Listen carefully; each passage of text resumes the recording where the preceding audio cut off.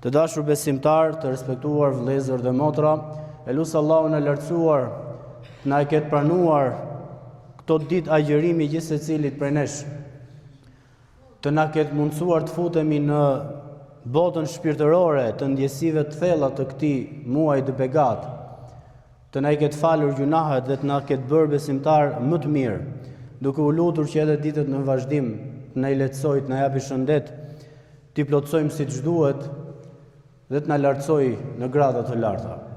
Të dashur besimtar, thot profeti Muhammed alayhi salatu wassalam në një hadith: Kullu ummeti yadkhuluna al-jannata illa man aba. Qila ya Rasulullah, faman ya aba?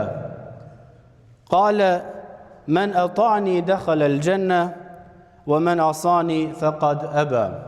Tha profeti alayhi salatu wassalam, gjithë se cili prej umetit tim, që e quan vetën musliman, do të futet në xhenet, përveç atij i cili refuzon. I than, o i dërguari i Zotit, po kush refuzon?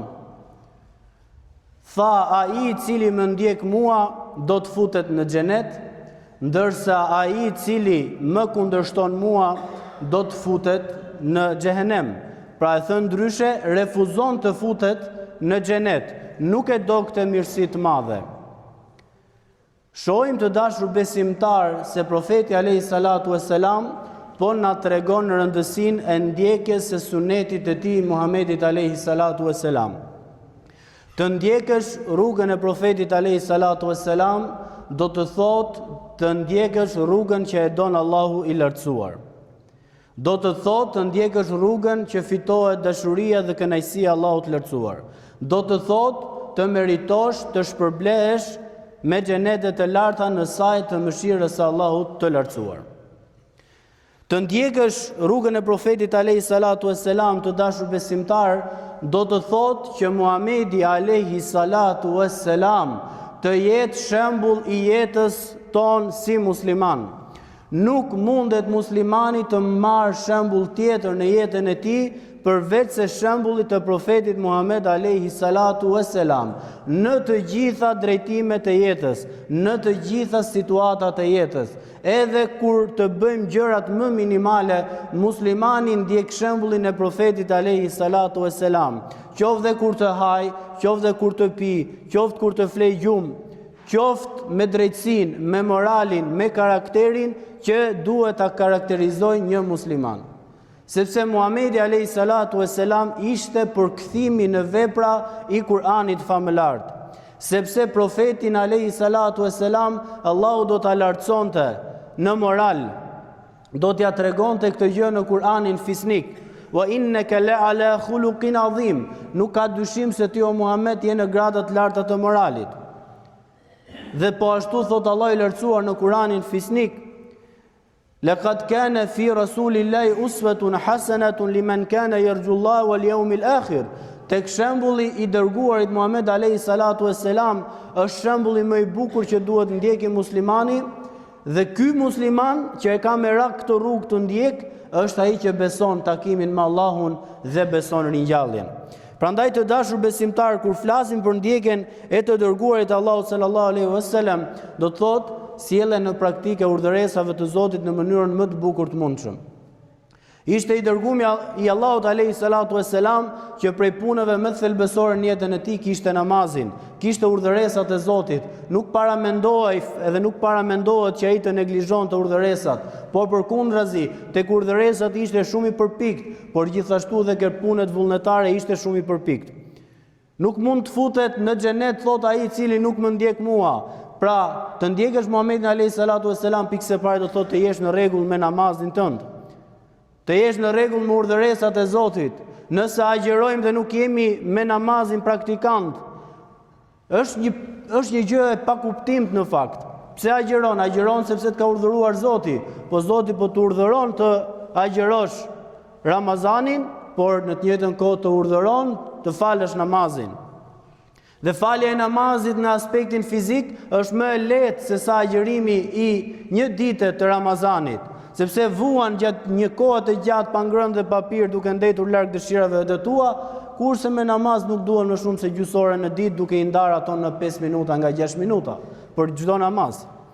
Prandaj do të futet në xhenet I gjithë ummeti im, përveç se ai I cili e kundërshton. Përveç se ai I cili nuk don të futet në xhenet. Të dashur besimtar, jemi në një muaj të begat të Ramazanit, në një muaj ku Allahu na ndihmon me prangosjen e shejtanëve, që ne të shohim potencialin në veten tonë, që mund të falemi 5 vakte në ditë, mund edhe të agjërojmë, mund të qëndrojmë larg harameve, mund të qëndrojmë larg llafeve të kota, muhabeteve të kota, uljeve të kota, shoqërimit me njerëz që na orientojnë në rrugë të gabuara, për hatër të Zotit, për këtë Ramazan që ne po sakrifikojmë. Atëherë kjo do të thotë që Allahu po na jep një ndihmë të madhe me anë të prangosjeve të shejtanit.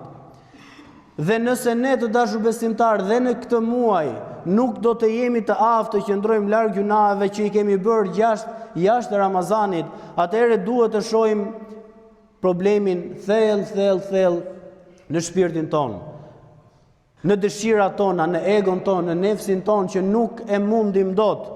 Na ka vënë përpara, sado që Zoti na e prangos shejtanin e mallkuar, dëshirat tona janë më të mëdha se aq. Në fakt, Allahu I lartësuar paraqet një skenë të tillë ditën e gjykimit, kur njerëzit do të kërkojnë një fajtor, justifikim para Allahu xhelleshanu. O Zot, nuk është se I bëm ne veprat e këqija, o Zot, nuk është se ne nuk donim falim namaz, nuk është se nuk donim bënim urdhëresa, por ishte shejtani I mallkuar që na cyti, ishte shejtani I mallkuar që na orientoi në rrugë të gabuara. Shejtani do të mbrohet para Allahut, do të kërkojë të drejtën e vet. Fala talumuni wa lumu anfusakum. Mos më fajsoni mua, fajsoni vetet e juaja. Ma ana bimusrikhikum wa ma antum bimusrikhi. Unë nuk është se kisha në dynja ndonjë forcë madhe ka shijush, po ashtu dhe ju ka shimeje. Pra, gjithë secili ishte në punë të veta, gjithë secili I bënte gjërat me dëshirën e vet. Ajo çfarë unë bëra, thot shejtani I mallkuar, do të justifikohet para Allahut të lartësuar kur do të fajsohet nga njerëzit, do të thotë, unë vetëm se ju cyta, unë vetëm se ju dhash vezvese, unë vetëm se ju dhash më shumë përparësi dëshirave të juaja dhe ju cyta te këto, që do namazin, që do të rish larg qefeve, larg qefeve, larg gjërave që të argëtohen. Shijoje këtë jetë, je I ri, mos I bë këto gjëra, ç'është kjo të mbyllesh në xhami, ç'është kjo të falesh namaz, ç'është kjo mos të argëtohesh. To janë vezveset e shejtanit. Dhe pikërisht njeriu ditën e gjykimit për të gjitha këto humbje do t'ia drejtoj gishin shejtanit, por ai do thotë jo. Prandaj muaji Ramazanit, të dashur besimtar, është njohim veten tonë. Nëse edhe në Ramazan nuk rrim larg këtyre çfarë ka shejtani, pse e fajsojmë kot? Kur fajin e kemi thellë në veten tonë, kur ne nuk e kemi mposhtur dot dëshirat tona. Është një muaj që besimtari bën vet llogari. Është një muaj që besimtari do të futet në xhenet. Pra të futemi në xhenet, të jemi në rrugën e Muhamedit alayhis salatu wassalam. Një përgëzim I madh. Kullu ummeti yadkhuluna al-jannata illa man aba. Çdo pjesëtar I ummetit tim do të futet në xhenet, përveç që ai nuk don, po si nuk dashkan oj dërguami I Zotit, nuk duan sepse nuk më ndjekin mua.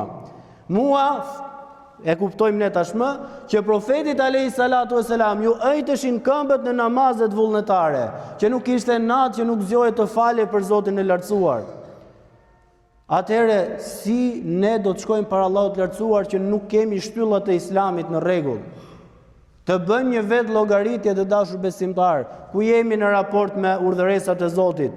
Jeta është e shkurtër, ikën sahabë mbyllsyt. Duhet më njëherë muslimani të reflektojë, të përmirësohet, të kthehet në rrugën e Zotit të lartësuar, ta shfrytëzoj këtë Ramazan, këtë mëshirë të madhe, këtë mundësi të madhe, dhe inshallah taala Zoti I lartësuar na bën prej tyre që thot në Kur'anin fisnik: "Wasari'u ila maghfiratin min rabbikum", vraponi me të madhe, nxitoni drejt faljes së Zotit tuaj, wa jannatin arduha ka ardi samawati wal ard. Dhe ke xhenetet e tij që janë të gjerë sa largësia e qiellit dhe tokës. Uiddet lilladhina amanu billahi wa rusuli. Dhe kjo është një premtim që I është dhënë ky premtim atyre që e besojnë Allahun dhe të dërguarin e tij. e besojnë Allahun, i zbatojnë urdhëresat e tij duke marrë shembull të dërguarin e tij Muhamedin alayhi salatu wassalam, e bëft Allahu i lartësuar Muhamedin, profetin ton, të dashur në zemrat tona, shembull të jetëve tona, udhërrëfyes të rrugëve tona në këtë botë dhe na bashkoft me të në xhenetet e tij të larta. Wa qulu qawli hadha wastaghfirullaha li wa lakum.